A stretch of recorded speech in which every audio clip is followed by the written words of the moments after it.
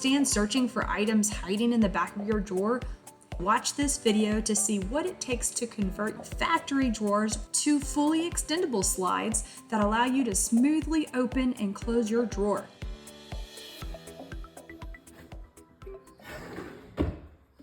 Step number 1, remove the drawer. Step number 2, remove the drawer slides.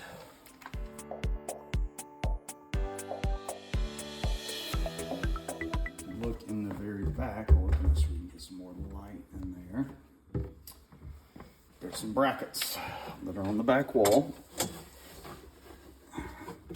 You have to pull on this and get a chisel behind it. This is kind of the difficult part. You got to pry it out because there's little fittings that are wedged into the wood. They're not designed to pull out. I just forced them out.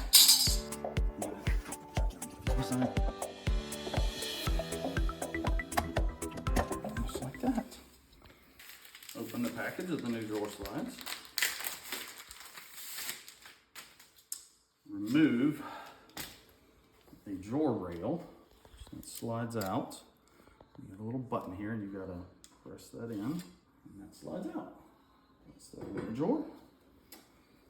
Next step, I was gonna say step 3, but I forgot which step I'm on. Excuse me. As we install the boots or booties or brackets, whatever you want to call them. I don't care, they all serve the same purpose, and they just clip on. And I like to install them just past those little holes right there. So it gives it just enough room to press it in.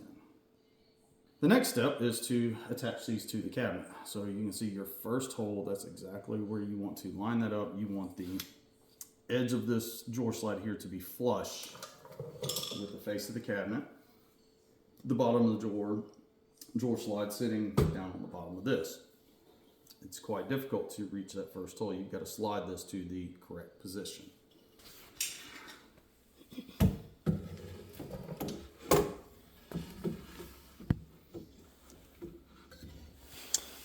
See, now my bracket, this is part of the reason I install that bracket just covering those holes that I was showing you, just because that puts it at the perfect position. It'll touch the back of the cabinet. See, it leaves a little more than 1/4 of an inch here, so it gives you something to push against to slide that back to get it to nearly the perfect position.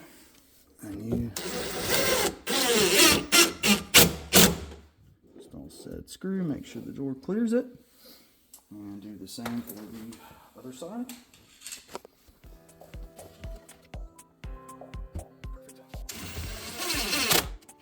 Next step is to install the brackets. I made this handy dandy little gauge that I don't have to measure or do anything.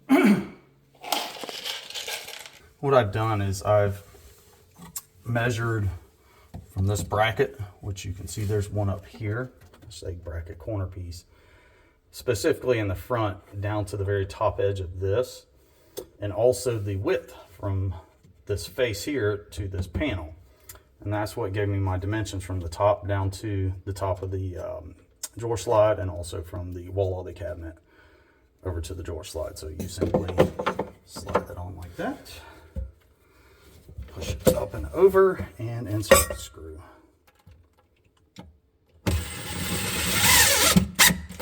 And do a second screw.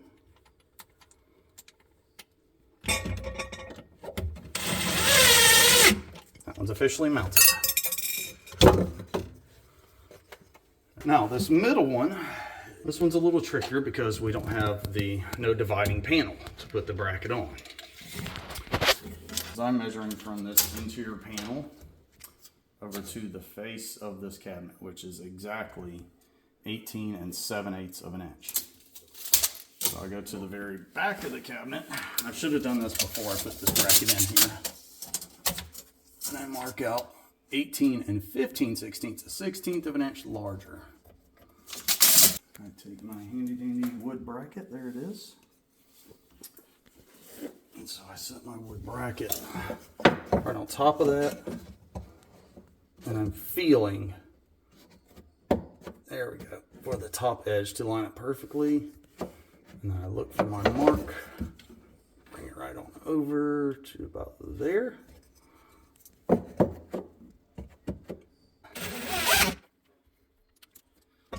gotta get these off. There are 2 screws underneath here. You pull those out. Sometimes they're mounted on the side in these screw holes. It depends on the manufacturer and how they install them. Also, if you're working on a customer's counter, you want to make sure you put a piece of protective wood or cardboard or something, because you don't want these screws with sharp metal edges dragging across their beautiful countertops.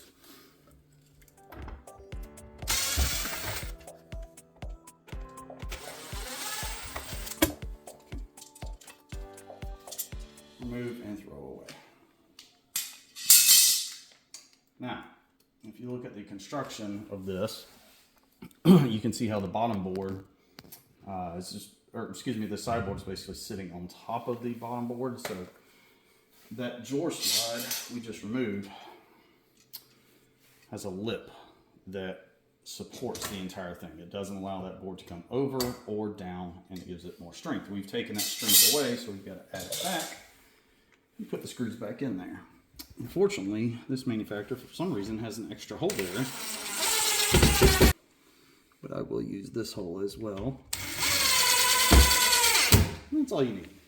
And that gives your drawer stability again. You can't push the bottom out now, and it'll never fall down. You have to have 1/2 inch screws, number 6 by 1/2 inch. Very, very tiny little screws. And that is because of the thickness of the wood. Any longer screws and you'll have a screw head coming out of or inside the drawer, sharp pointy edge. Goes on with the front edge all the way to the drawer front. And I am visually just lining this up. No measuring. I'm giving myself 1/8 of an inch.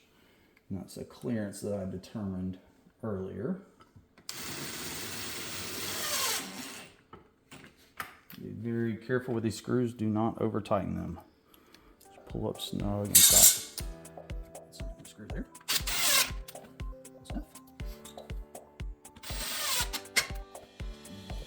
Okay, flip it around.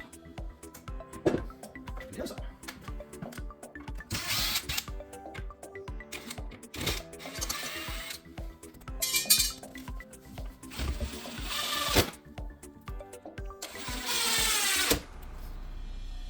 Minimum of 30. Feel free to put as many as you want. Fill up every hole. As long as you seat them and don't overspin it, they're very snug and should never, ever, ever come loose. Okay, now let's test it. The best way to install this is to completely pull this drawer slides out. Make sure these ball bearings that slide back and forth are all the way forward. I don't have to do it this way. This is the way I learned to do it over the years. Makes it a lot easier. So if you can see, there's a little U-shaped design in this on each side. And there's little grooves right there on each side. So what you want to do is line up one side and just set it in there. Come and line up the other side and slowly push in. And then sometimes when you see the drawer side start sliding in, grab the drawer slide, slowly pull it over. And if you'll pay attention to this side, as I pull this in, see how the drawer slides, or the ball bearings stop moving? You want to make sure it slides over those ball bearings. Nice and smooth. Once it gets started, gently push it in. Go all the way. And look, success on our first test.